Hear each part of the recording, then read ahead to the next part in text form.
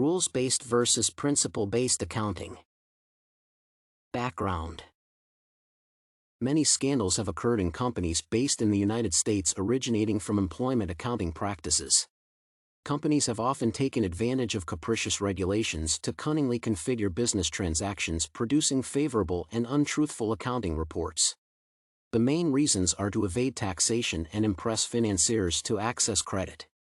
The need to ensure accuracy in reporting and comparability of financial reports in time and across entities is important. Debate in the recent past has been on the two accounting practices and their ability to address emerging controversies in accounting. They are the rule and the principle-based accounting. Rule-based accounting involves using specific conditions in law and other authorities to record, structure, and report all business transactions.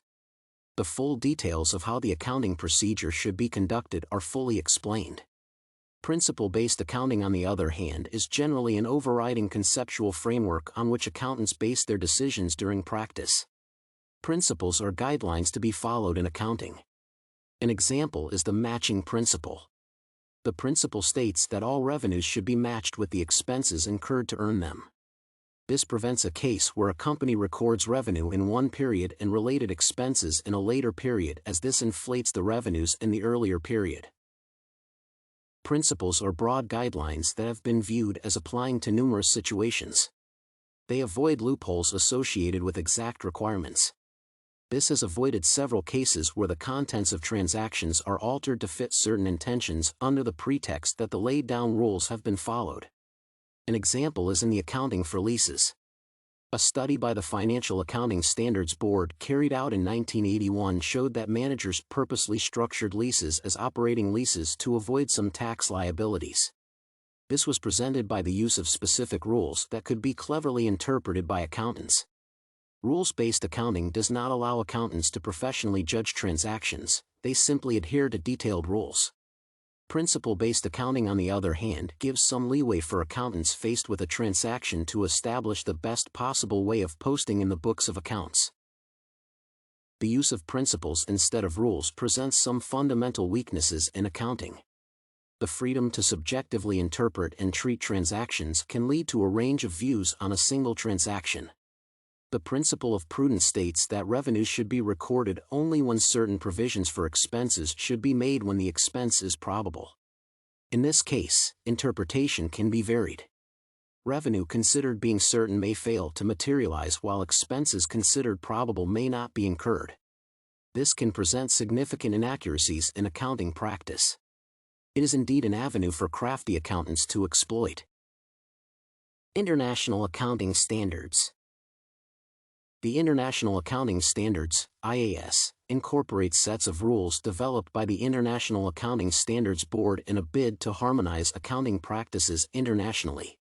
There are about 41 accounting as well as 8 financial reporting standards. They are comprehensive rules set out to guide the treatment of specific transactions to enhance international comparisons of business entities. Many nations have approved their use parallel to local regulations.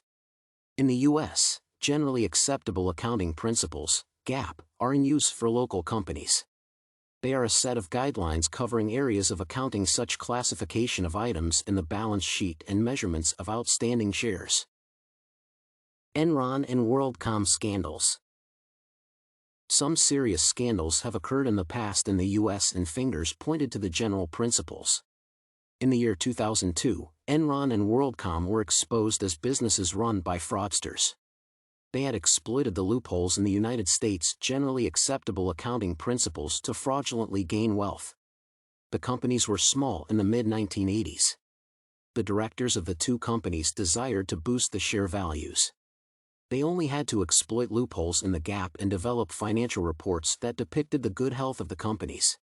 With time, the share value rose as investors were duped. They colluded with banks to inflate the incomes using overseas accounts where the banks could stack money and allow the firms to account for the money as their revenues. This prompted people to buy into the shares as lenders also lent to the firms freely. Later auditors detected the scams leading to bankruptcy. In the year 2001, Enron announced an overstatement in profits of $586 over 5 years. Its equity per share plummeted from $85 to 30 US cents. It was later sued for over $320 million owed to former employees. In 2002, WorldCom had to restate its financial statements for 2001. It was found to have capitalized costs from $540 million to $797 million. In late 2003, its assets were inflated by a whopping $12 billion. The scams were well crafted to exploit the loopholes in the principles over time. This was a big lesson on the weaknesses of the principles.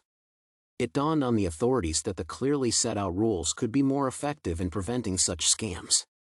The debate on the effectiveness of the gap was sparked. The international standards are visibly more elaborate and less likely to lead to such scams. In the year 2007, the Securities Exchange Commission, SEC, allowed international firms cross-listing in the U.S. to use international accounting standards. The main driving force was that the SEC realized that the IAS was also highly accurate, and in fact, the firms applying United States generally acceptable accounting principles generally had higher value relevance in accounting amounts than foreign firms applying international accounting standards. This was proof that the IAS led to more prudent reporting than the U.S. GAAP. Indeed, Floyd observed a movement by the U.S. towards the adoption of the IAS in place of the U.S. GAAP. The SEC allowed some large American companies to use international accounting standards in reporting starting in 2009. The Commission actually set a deadline for the full adoption of the IAS by American companies by 2016. Conclusion. These are bold steps taken by the Securities Exchange Commission as a result of the confidence they have in the international accounting standards in preparation of the financials. However, it should always be considered that new challenges will emerge even with the IAS. Accountants can purport to stick to the set rules in interpreting transactions and in the process mislead in reporting. Therefore, for effective use of rule-based accounting, the authorities developing the rule have to be very proactive.